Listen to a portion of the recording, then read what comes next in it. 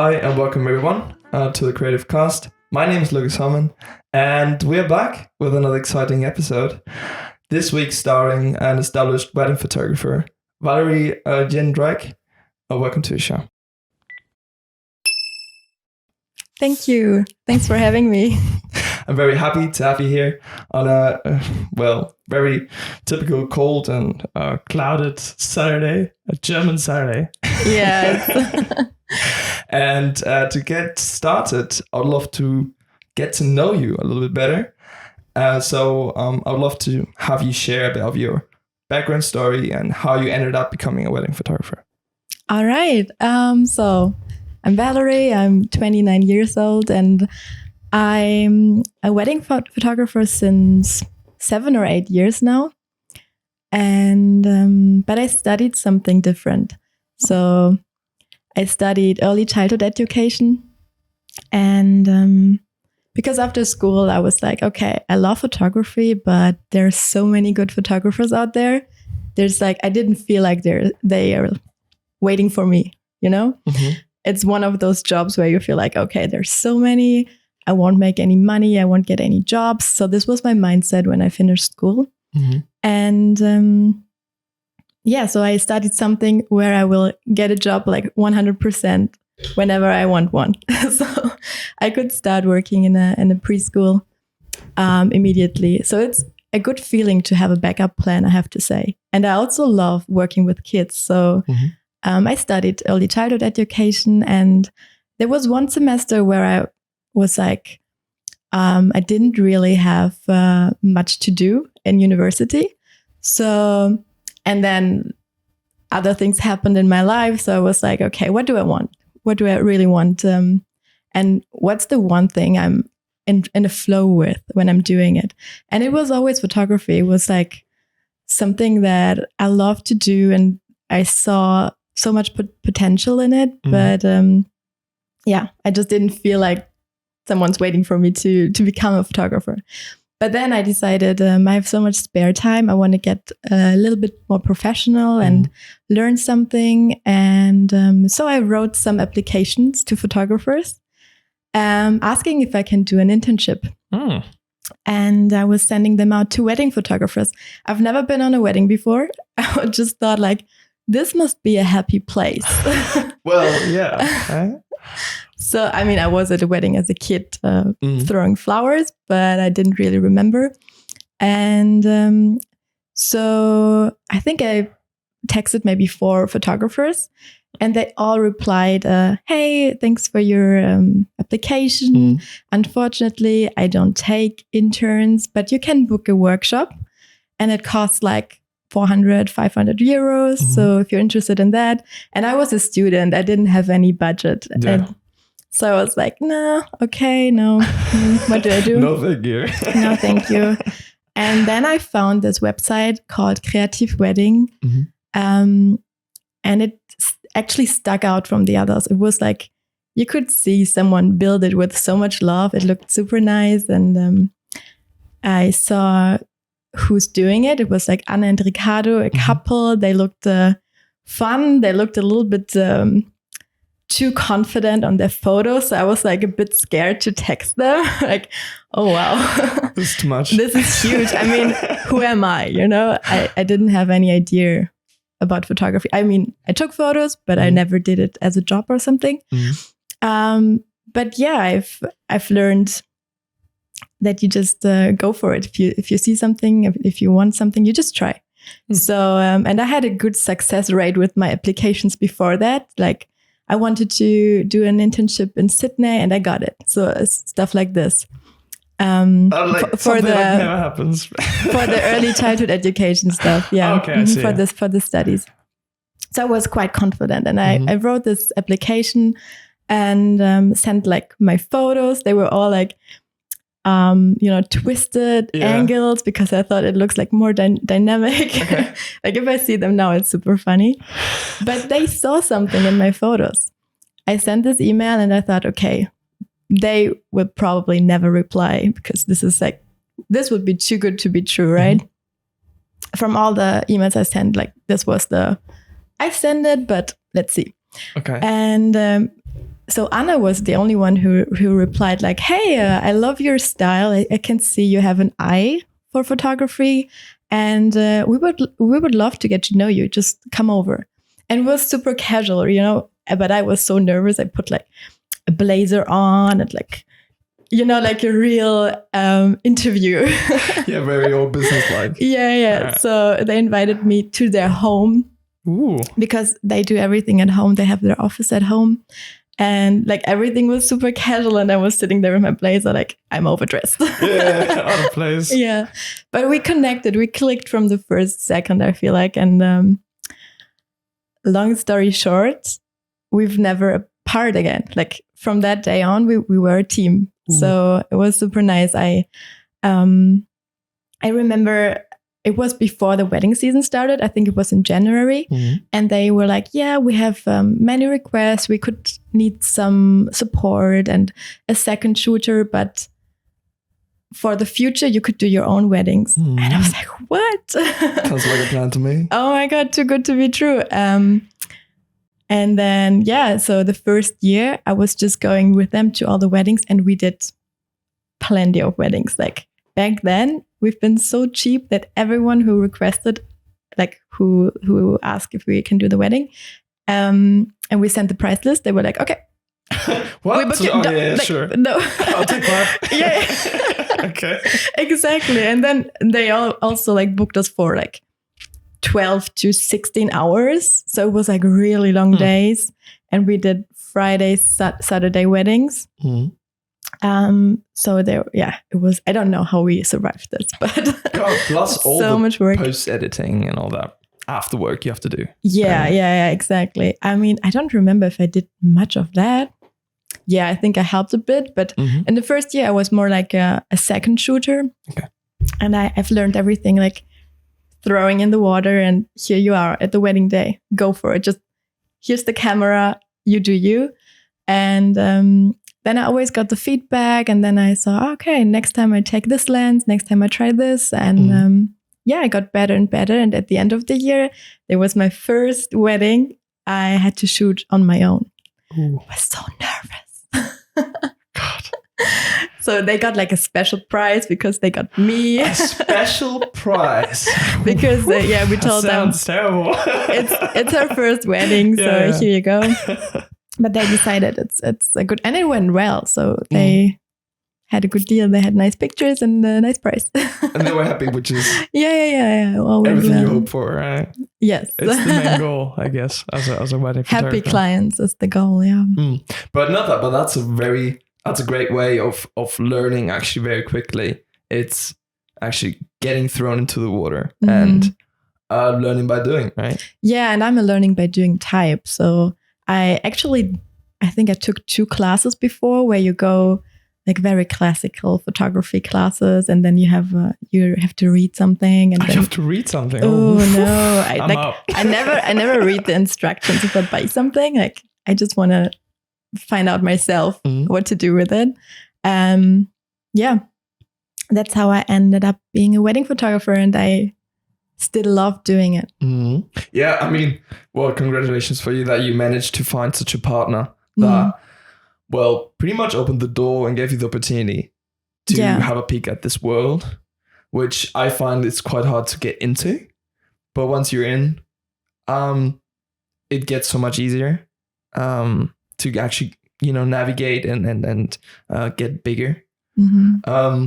Did they actually, in the beginning, you probably didn't have good gear to take care of those weddings. Did they provide you with cameras and lenses and all that? Yeah, so I started. I had a full frame camera, which I was super proud of. All right, pretty good enough. But it was. Wait a second. Oh yeah, it was Canon. Mm-hmm.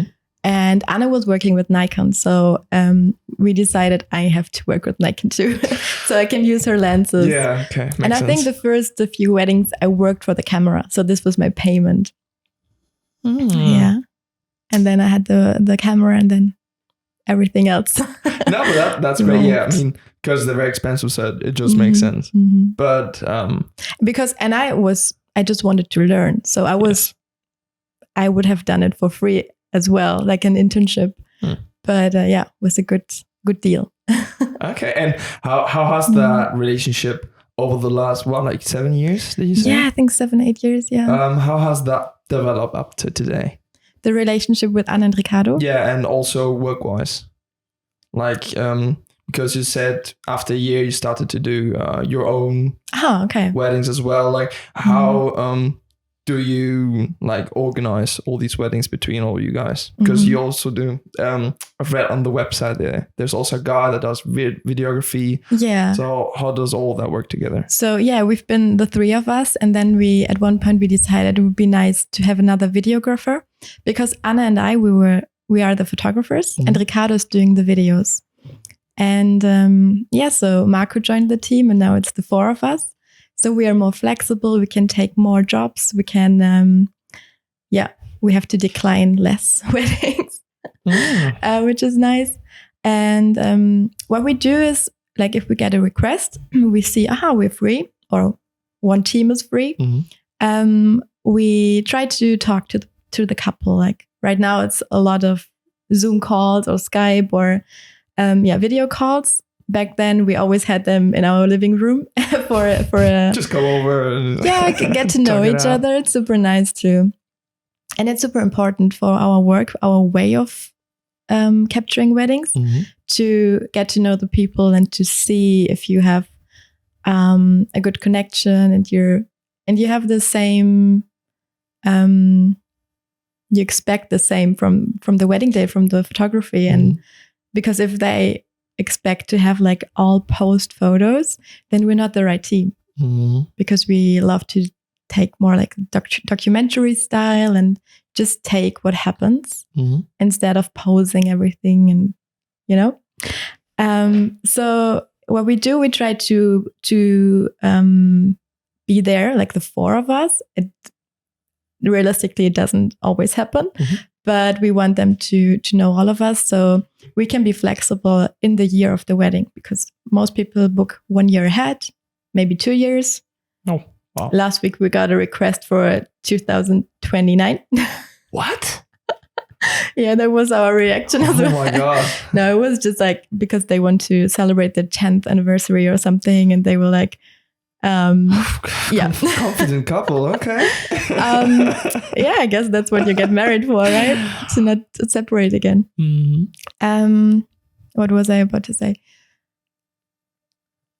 Like some of them, you were talking about 1 year, 2 year ahead. So yeah, we want them to get to know all of us, so we can be spontaneous and we can decide. Okay, Anna goes to Italy.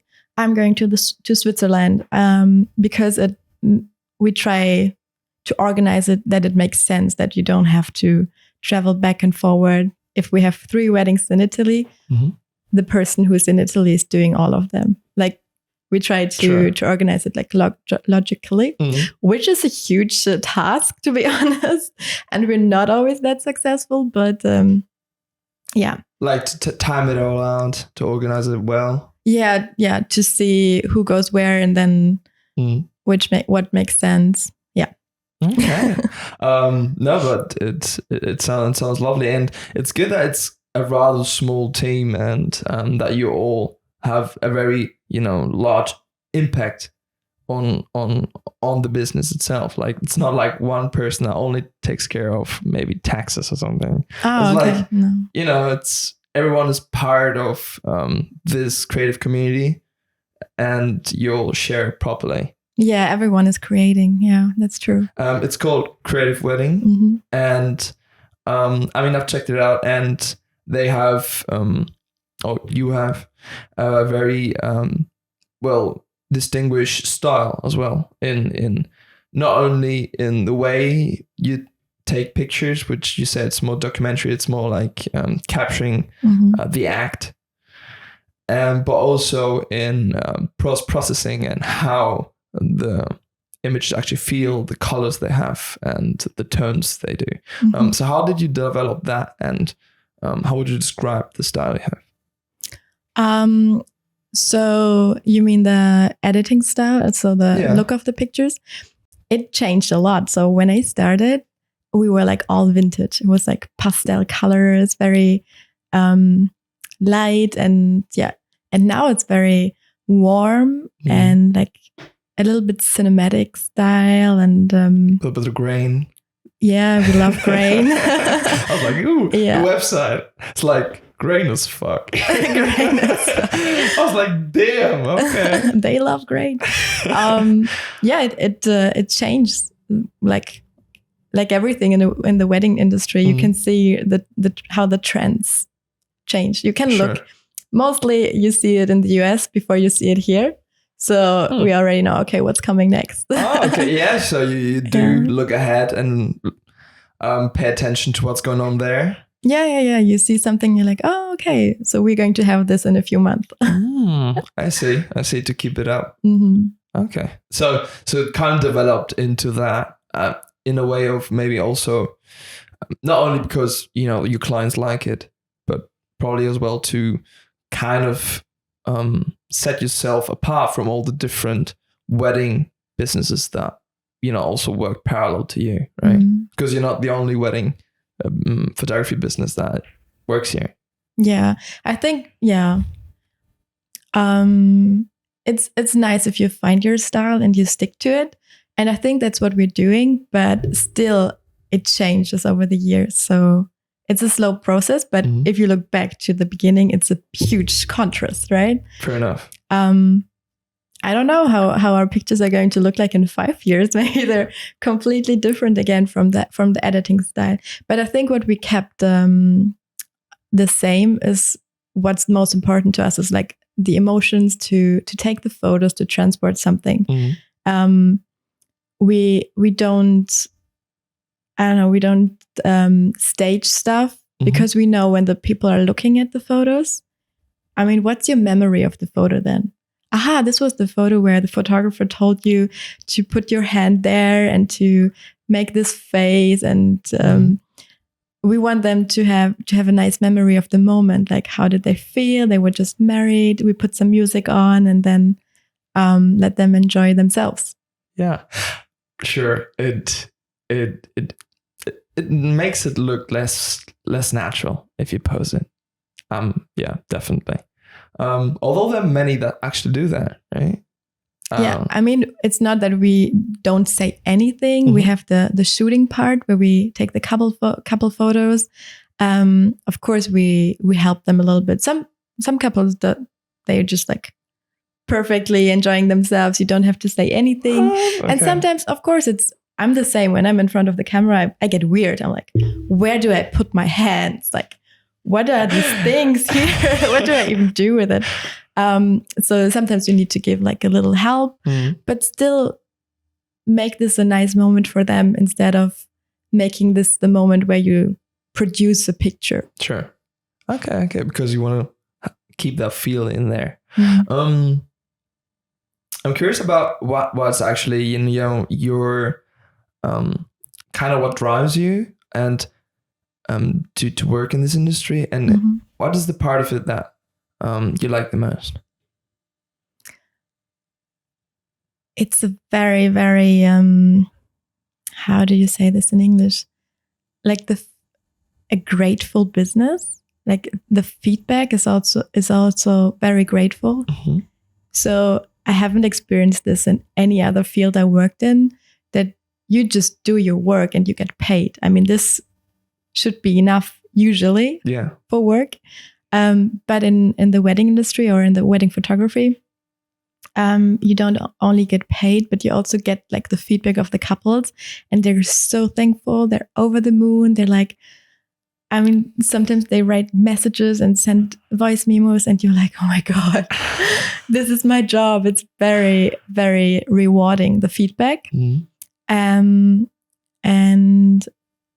I just love to make them see. So I'm on the wedding day and they're too, but they don't see everything I see with my camera because they're busy and it's emotional and they're in the flow. And I love to imagine how they look at the pictures afterwards and they're like, oh my God, this happened at the same time. So I make them see a connection between the uncle and the cousin, or a nice hug, or I make them see what else happened while they were in their love bubble. And I will make them remember how they felt, like through the pictures, which is super nice. Yeah, they watch the pictures, they start crying, they're back in the moment. So it's like traveling back in time. And what I love about the day itself is to figure out the connections between the people. It's super interesting. You're like so close in a very private space, and you figure out like who's with who and how's the relationship. And at the end of the day, we drive home and we're like, did you get that? And so we were like, how was, okay. And this was the, and there was something going on. It's super interesting to, and you have to be very attentive to, like, if you see stuff like this and if you feel stuff like this, you also, because you have to be quick as a wedding photographer, but then you also know, okay, maybe there's this hug is going to be special because I felt a special relationship between them. Or for this person, the wedding day is also like huge. So you pay attention and you know when they will give the congratulation hug, it will be a special one. So I'm here to capture it. So I love to see, to notice the relationships. And I'm a huge lover of words. I love writing. I also have a podcast, and I love the vows and speeches. This is like my favorite part. Okay. That's also where you learn a lot about the relationships and what kind of people are they. I mean, we got to know them. We chatted before. We heard their story. We always let them tell their story, how they met. But then you get it from different perspectives, like how did the best man experience their relationship? Or so I love speeches and I love vows. Like, it's so special. Two people, they like promise something, and I love it. Ooh. Okay. I can slightly feel it from how you're telling it. Oh, okay. Yeah, it's like, because you're feeling it right now as you tell it, and I'm like, okay, I can sense that. Yeah, that you enjoy it so much. I love it so much, and I missed it. Like last year, so many weddings got postponed. So I really missed it. So the first wedding this year, I was like, oh my god, finally! This was what I was missing all the time. Yeah. Like, come on, give me this. It's like a drug. Yeah, and at the end of the day, I mean, we're lucky enough to get to capture beautiful weddings, like in beautiful locations. And I'm just coming back from a beautiful wedding at Lago di Como from Italy. And my favorite photo of the wedding day, and this was like the location, it was the dream. It was a couple from New York City, and they made like their Italian romance dream come true, like big flowers everywhere. You can see the lake.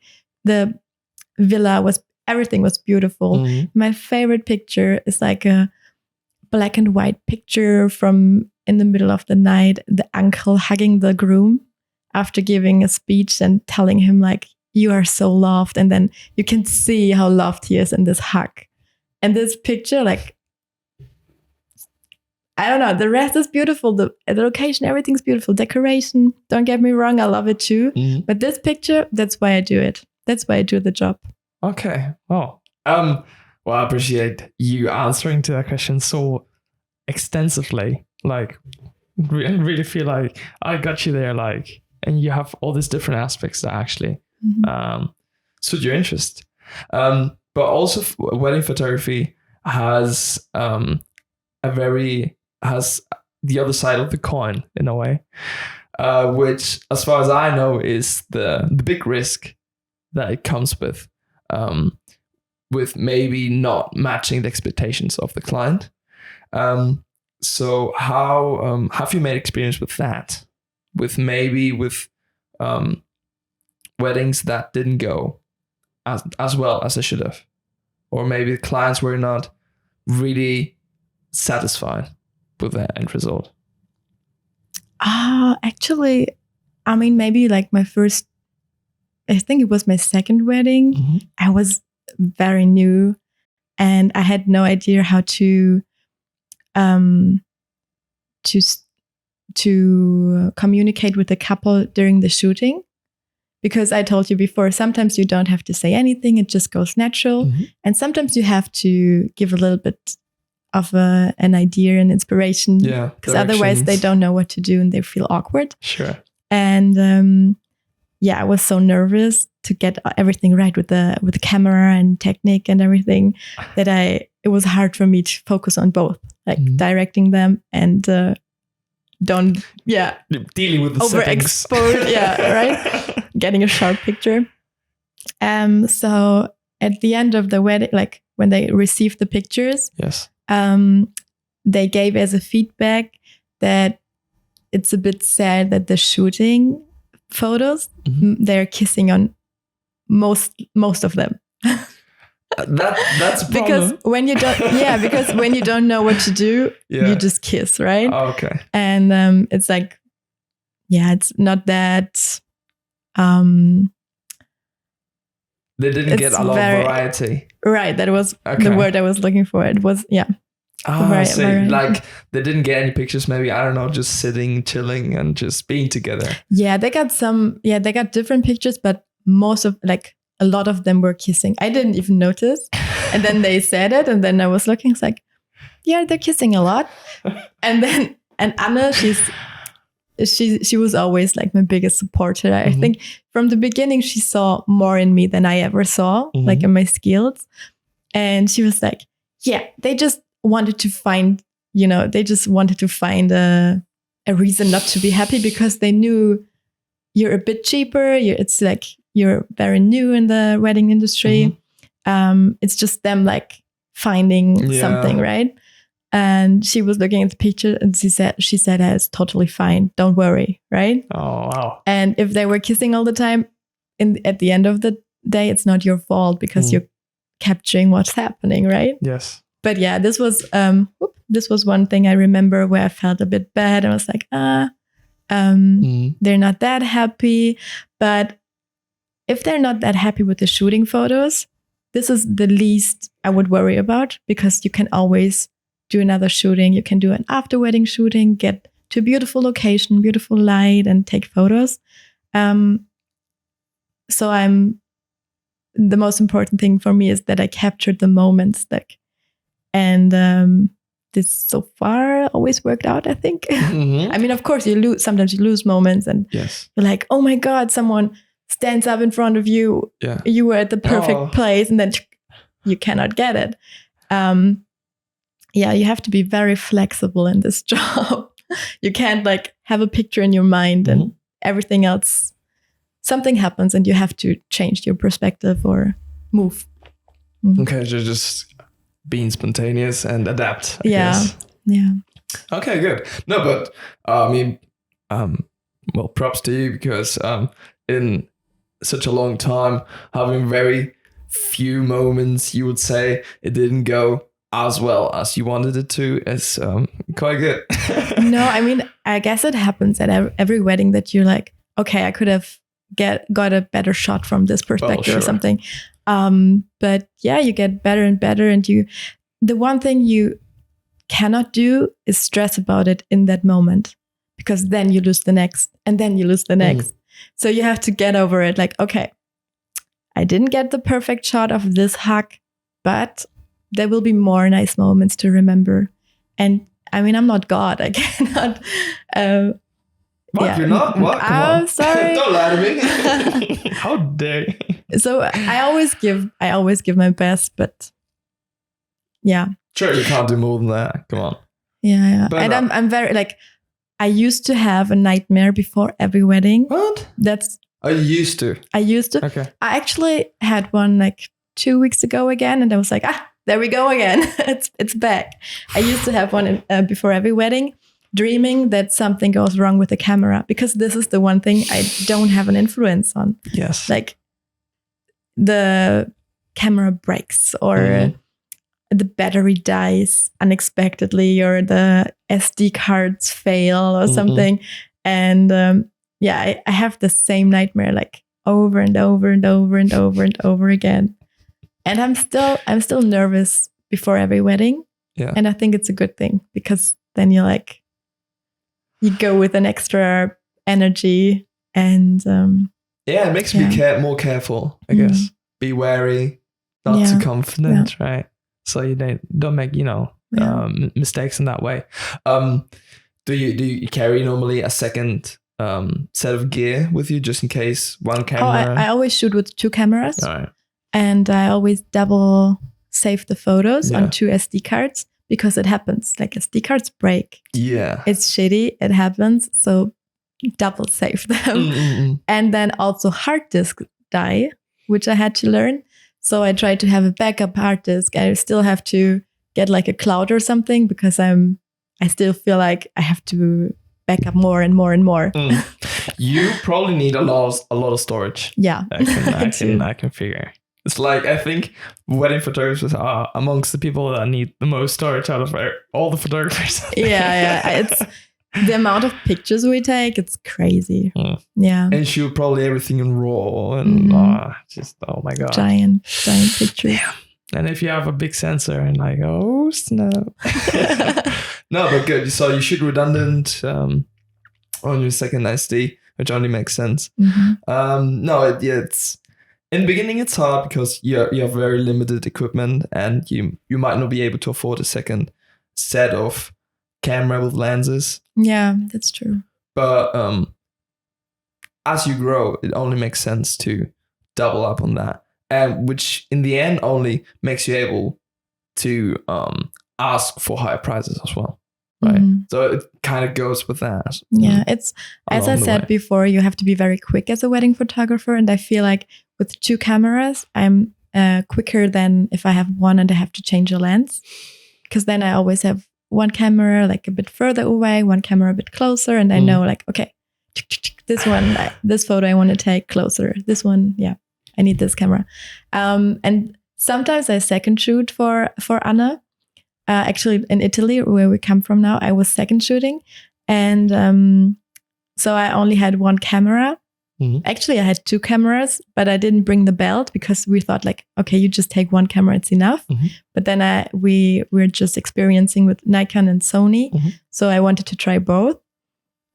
And then this was actually the most stressful part about the wedding, that I had 2 cameras and I didn't know where to put the second one.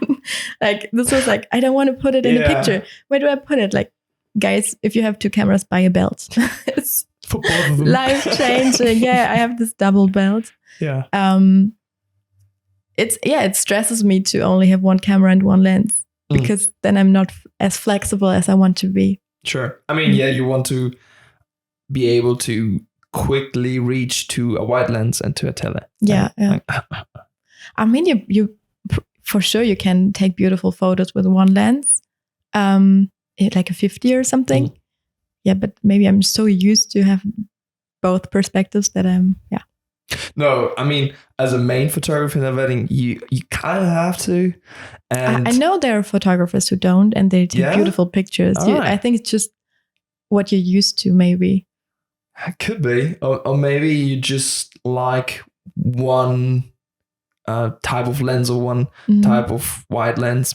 Normally, it's they either have only wide or wide and tele, right? They don't do only tele. That would be probably a bit. Everything's out there, I think. Yeah, there's everything out there. You see things, you hear things. Because I only know my way or our way of working, which is the same because we're a team and we work in the same way. But then I hear stories. What do you know? Oh my God. Like a friend was at a wedding, her brother's wedding. And she was like, she only knew the way I work because actually like Anna works because we were at a wedding together. Anna took the photo. So that's what she experienced. And then she was at the wedding of her brother and she said, you know what the photographer did? She was staging everything. She was like in the evening asking for people to write in the guest book so she can take the photo of a guest writing in the guest book. And I'm like, okay, first of all, I don't feel like this is an important photo to have.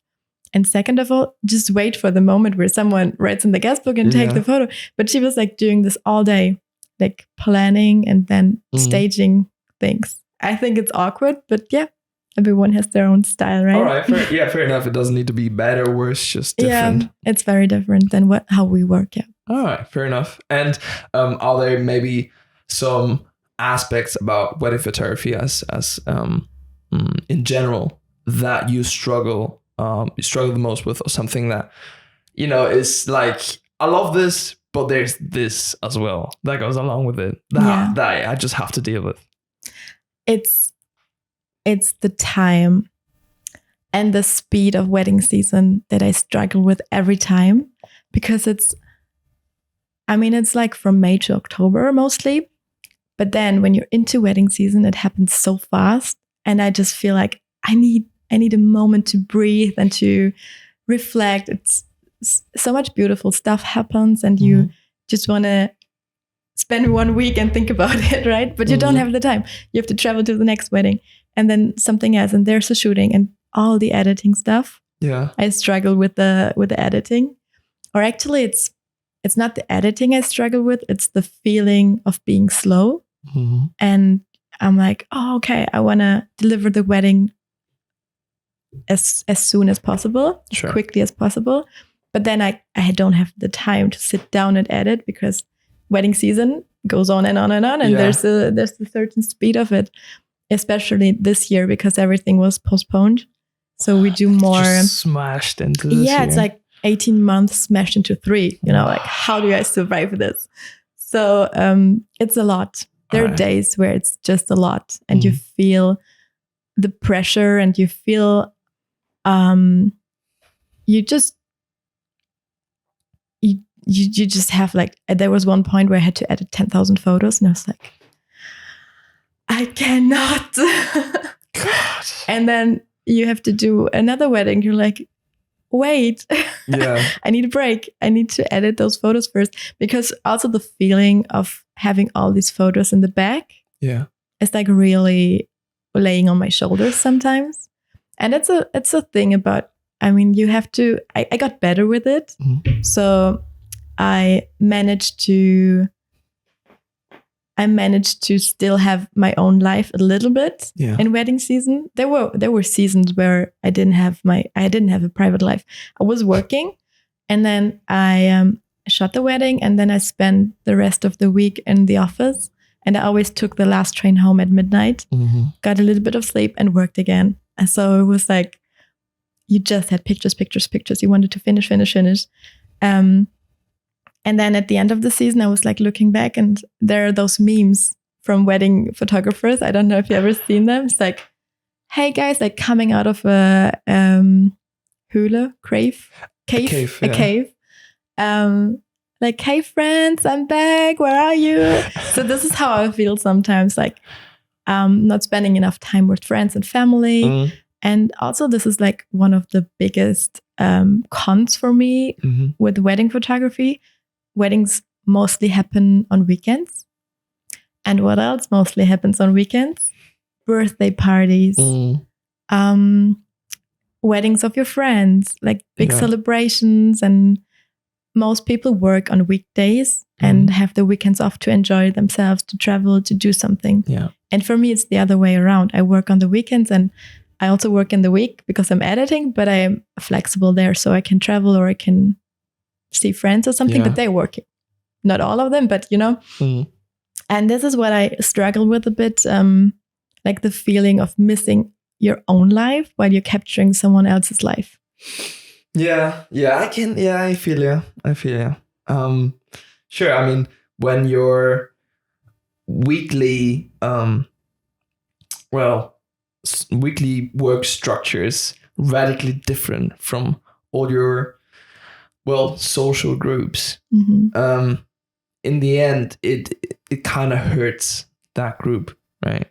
Because you don't connect as much. You can't go grab a beer on a Saturday evening.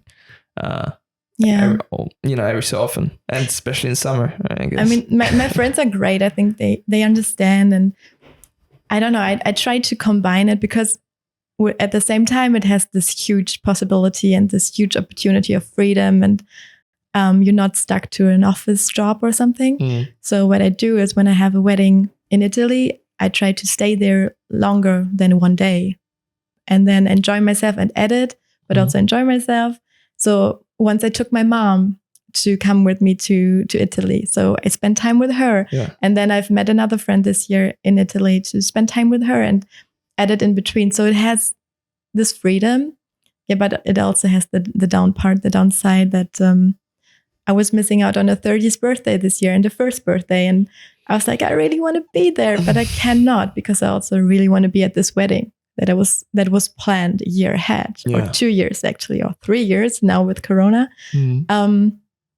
And also I'm like, for me, like my personal values, freedom is like huge. And what's also very important to me is being flexible and spontaneous. And this doesn't happen with wedding photography because, as I said, you have to plan like 1 year or 2 years ahead. And so I like when we get a request for next year, like January, February, most of the time I'd be like, I don't want to do that because I don't know where I'm going to be in January or February. It's okay, plan me in for all the weddings in the main season. It's fine, but I need some flexibility. I'd love to go somewhere without a plan. I just want to do this in a few weeks after wedding season. Yeah. I want to go somewhere without a plan, actually without my phone, which will be the biggest challenge. And just let life surprise me. I'm not a planner, right? So this is what I don't like about the weddings. Yeah. Okay. But the love for it is bigger. Yeah, I can tell. No, but everything we love in life has also always a down part to it. That goes along. That makes it what it is in the end. Without it would be very different. Yeah. I love how due to your life being so as it needs to be so structured, the lack of structure or organization actually pleases you. You're off time. I need that. I really need that. So weird, but makes sense, I guess. Yeah, I mean, so actually the weddings are the only fixed thing in my life. I don't know what I'm doing on Monday. Like, I don't know. This weekend I know what I'm doing, but this is an exception. Usually I don't know how the next week will look like. And it's just because I don't want it to know before. It's just because I want to be open to opportunities. And as I said, I'm not a planner. Like if you tell me now, okay, your life in the next 5 years will look like this, then I will be like, I don't want that. I don't want that. Where's the space for the surprise? And maybe I want to do something else. Maybe I want to try something else. So the request for the wedding 2029 was like, no, hell no. There's the door. Thank you so much. I mean, I love wedding photography and I see myself doing this for a long time, but you never know what changes, or maybe I want to do it in another country, far away. So I cannot be in Europe, or I don't know. Yeah, sure. I mean, binding yourself to something within that's 8 years ahead. I think most people would want that. Yeah. I mean, this is an extreme example. Right? Chill out. Yeah, but yeah, of course, there are people who love to have things planned and they love to know, okay, I will be fine for the next 5 years. I have everything settled down and I still can enjoy, and I still have. I mean, of course, there's always some flexibility. I'm maybe a bit extreme. My wish to have more freedom, and it's maybe a bit extreme. Yeah. No, it's fine. It suits your needs, so that's all good. We have, I would say, probably mainly photographers actually listen to this podcast, mainly because I'm one and I drag people in that think like me and work like me. So, what would you actually give along the way to young photographers that may want to jump in to wedding photography at some point? Yeah, I mean, for me, I was just super lucky to have found a team that was willing to teach me everything. And maybe you can be that lucky too. I am actually not sure how the situation changed from 7 years ago to now, because I feel like there are way more wedding photographers out there now, like doing it the same way we do it. So yeah, we always need second shooters. So you can find a wedding photographer you like and offer your help. You can maybe find friends and ask them if you can shoot their civil wedding if they don't plan to have photos of that, for example, to practice. Or do shootings. I mean, I was taking photos of my friends and family all the time to just get a feeling of the light and the camera. And if you're like really a beginner, that's how you start. And I don't know. And if you're into wedding photography and you're a bit bored because you think it all looks the same, what I can recommend is unfollow every wedding photographer. Because I had this moment where I was like, oh my God, it all looks the same. Yeah. I cannot see it anymore. And then I barely followed anyone. And just get inspiration from other photographers like who take completely different photos. Or not, it doesn't even have to be a photographer you take inspiration from. It can be a movie or, I mean, there's like sceneries everywhere you look. And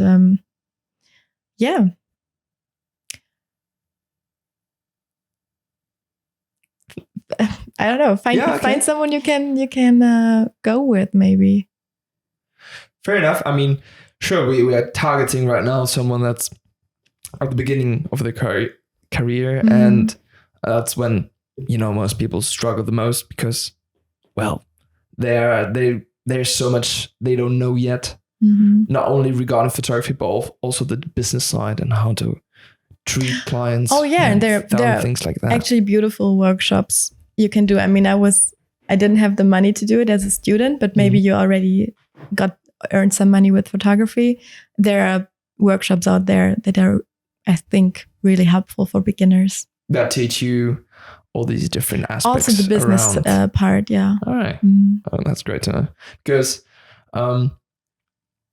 what is something you had to learn that has nothing to do with photography that you needed for this business? Or was everything taken care of by? I mean, I was quite lucky because I like with every question I could ask them, how do I do this? How do I write an invoice? How do I? Yeah, exactly. This also, yeah. And then I have someone who cares about my taxes because that's something I have no clue about. I feel that. Yeah, it hurts. Yeah, I actually have to do them now. It's the beginning of October. Yeah, I have to do them. But yeah, I mean, for the things where you don't have any idea about, get help because there are people who are professional. And I think what's the word for Steuerberater?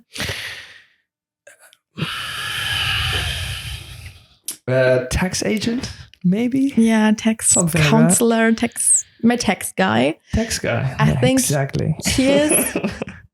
He must think of me that I'm like the most stupid human in the world, because the way I text him is like, okay, I have no idea about this, but how is it with this in this case? Okay. So I'm like asking super stupid questions, but I don't care because I actually have no idea about taxes and I'm happy that he has. And so he has to answer all my questions. That's something I had to learn, like get into this part of the business. But as I said, I don't do it on my own. Yeah, I mean, don't worry about feeling silly. I mean, it's only natural. We can't know everything. The tax guy doesn't know anything about photography. If he would ask you anything about photography, it would sound silly to you, doesn't it? Maybe, yeah. Right? So if you see it that way, it maybe makes you feel a bit better, more confident by yourself. No, I just gave up. I just gave up wanting to sound smart. Okay. With him, I'm pretending. Like, I literally sound like a kid when I'm texting him. And I'm like, okay, I'm fine. No, yeah, no, but I totally get you. It's the same for me, and it's something you just have to get used to, and you get smart over time as well. But I feel like really like this couple that brought you into creative wedding, really mentored you in a way, being a very resourceful source of information for you. You know, someone you can go ask anything you need, and someone that provided you. That is very, very valuable. Yeah, I always say I was just so lucky to be at the right time, at the right place, because they were looking for someone to join the team without having it posted anywhere. So maybe that's also a tip, like go for it. Like just send your applications to whoever you feel like could fit your style or you're attracted to in a way, because you never know. Yeah, you end up having an internship in Sydney, or you end up finding the team of your life. Yeah, sure. Just be open to be surprised. And well, you say, yeah, you were lucky, but at the same time, you had to do something for it to get that being lucky, to get that opportunity. You reached out, you tried, right? If you don't try, the luck is not it's not going to come into your house and surprise you. That's not going to happen. You have to figure out what you want, and then you have to go for it. I once heard a very beautiful definition of being lucky. Trying to remember it right now. It's like it's being ready in the right time or something like that. Like being prepared. In the right situation, something like that, you know? It's like getting away from this idea of just being purely lucky and without doing anything. Yeah, I know. It's like also the question, like, what are you proud of? And you're so successful. How does this feel? I'm always very humble with it because I feel like I got so lucky. It feels a little bit like it was just thrown at me. Okay. But at the same time, you're right. I mean, there must have been something I did to create all of this, to create a life where I have all this freedom. Yeah. Sure. And not only that, but rocking the first interview at her place, you know, wearing that sexy blazer and like, oh my God, look at this. Professional. I mean, without this blazer, we probably would have clicked even better. Something I wanted to get into as well is, the name of the company is Creative Wedding, and this podcast is all about creativity as well, you know, as it states in the name. And I want to ask you what part of creativity you actually see in the company. Why is it called like that? And what's your idea of creativity within what you do? I think we have to be very creative on a wedding day, because it's not like you have a planned shooting and you have the perfect light and you have everything set up in the perfect way. You just get what you get, and there's no way you can plan things ahead. So you have to have a creative mindset in a way. Like, how do I handle this situation? Like, the light is shitty and the getting ready is full of chaos. So you have to find creative angles and shoot in a creative way to still capture it in an aesthetic way. And I think that's actually what we do, to find creative perspectives to make things look unique, things you see every day. The way you build a photo can be very creative. And I'm not talking about like creative in a wild way, like you do a lot of props and accessories or something. Okay. For me, creativity is actually something really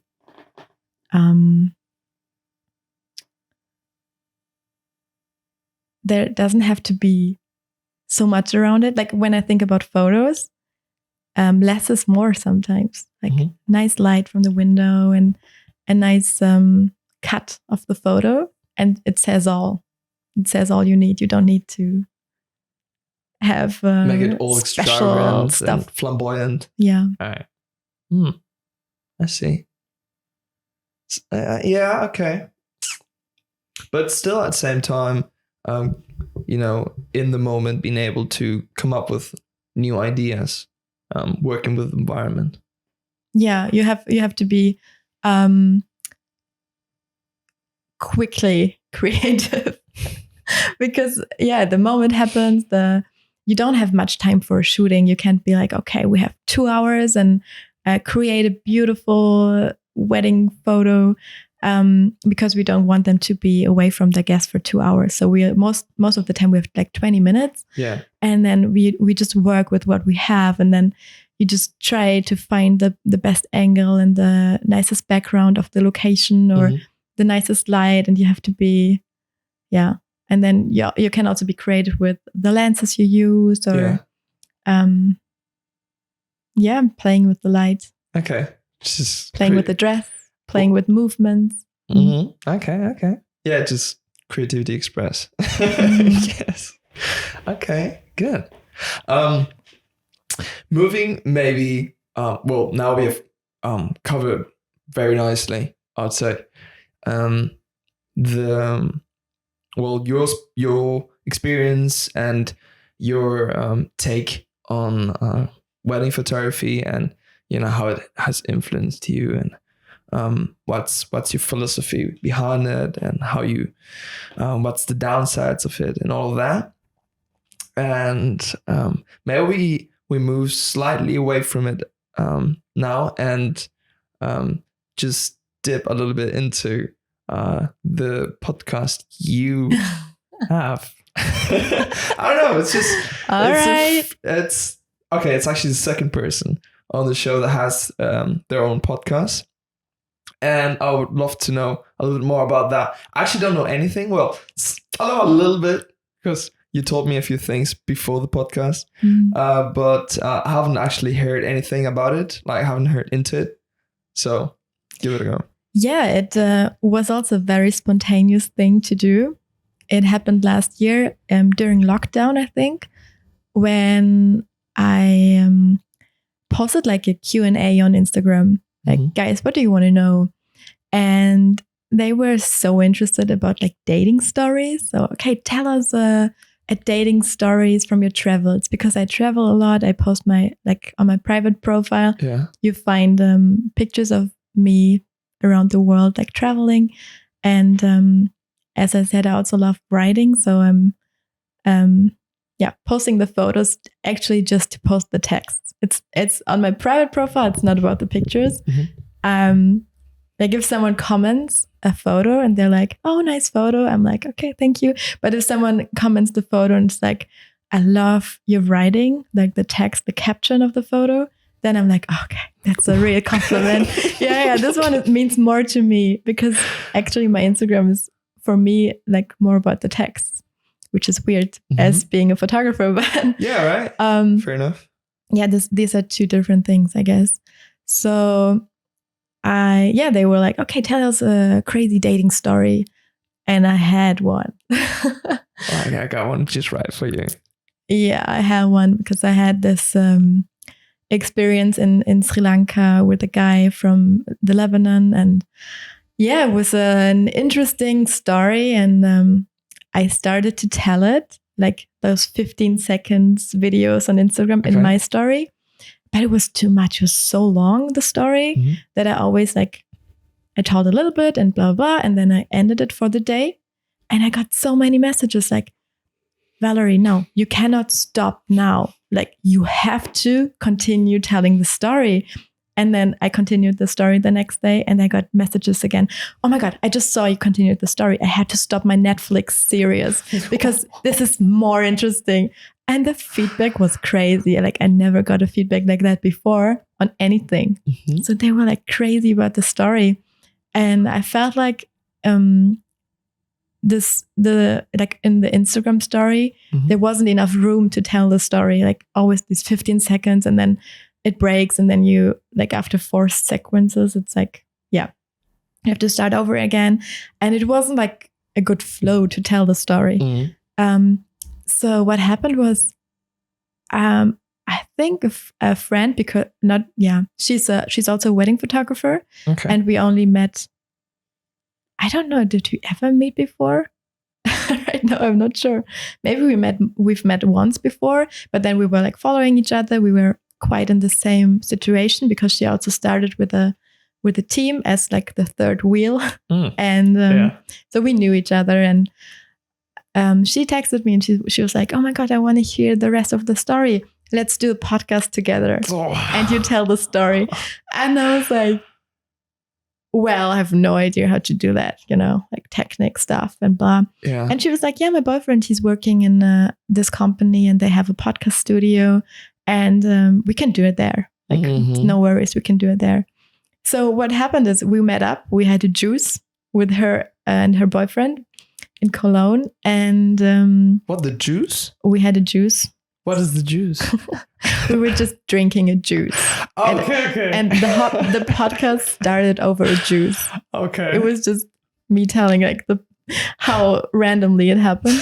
Okay. And so we had this random juice, and at the same day we recorded the podcast, like the story. I finished this. I told the whole story with the ending. Ooh. So in my Instagram story, I haven't told the ending yet. So everyone was waiting, like, when is she going to tell the end?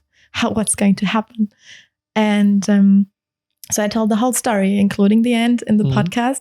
And I think we also recorded another one, like immediately. And her boyfriend is also a photographer, and he took a nice photo of us. And then the company he worked in is like a very creative company. So someone came up with the name for the podcast, and the boyfriend also created the logo, and it all happened in one day. Wow. And the podcast in one day. And the podcast was online. And I didn't even had a second to overthink this, right? To be like, maybe it's not the best idea to share private stories in the internet. No way to overthink it. Okay, no, I didn't regret it though, because I love dating stories, and I love hearing them, and I love also telling them because people love hearing them. It's like this. I don't know what it is about it, but everyone loves dating. Like everyone I talk to loves hearing dating stories. So I was providing them. And then we did like a little back and forward. She told some stories. I told some stories. We talked about questions from our followers who were like, okay, this happened with a guy on a date, and what do you think about it? And then we were discussing this. Yeah. And at one point we decided I felt like, okay, I have way more dating stories. It's the truth, but I'm not sure if everyone has to know them, like people will start to count, like, wait a second, on how many dates has this girl been? So I mean, this is maybe the society thing that's like, you get judging. Yeah, quickly. Right. Yeah. Sure. So I think then I was a little bit like, I don't want to tell another dating story now, maybe later, but not now. Sure. So we decided to interview people, and we interviewed Anna, because Anna and Ricardo, my team, they also have a beautiful story how they met. Yeah, okay. So yeah, we were thinking about doing this more, like telling stories of other people, how they met, if they like interesting, special stories. And but then, I moved to Stockholm, I moved to Lisbon, I struggled with the technique side of the podcast stuff, and we lost a little bit track of it. My podcast partner, she got a puppy, so she disappeared for a few months. Oh, good old puppy trick. It's like becoming a mom, and then wedding season happened, so we were both like out. Yeah. But actually, we're thinking about recording another episode soon. I hope so. Well, it's called Catching Feelings for those who like to have a peek at it. And it's in German. So, ooh. Raising the bars here. Do you have any good dating stories? Ooh. So I could invite you. But damn. Damn. I think I've never been asked that before. But do they need to be personal, or just...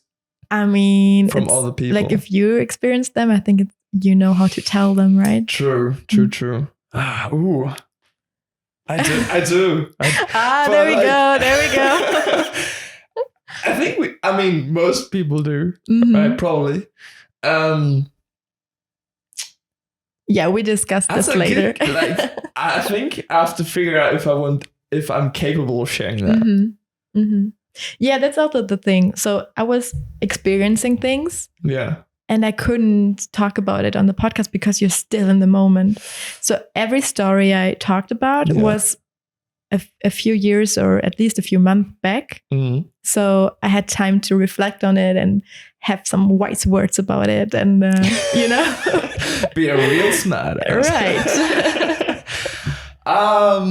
Wow. Yeah. Damn. I have this one story. I'm not going to share it now. Maybe please do. No, it's just I'll have to figure it out. Like if I want to make this public or not. Okay. If I do it, I'll do it on your podcast. We can do it anonymously. Oh yeah. Because I'll have like a mask on and we don't do the filming part. We don't do the filming part. I have no film. My voice will distort it.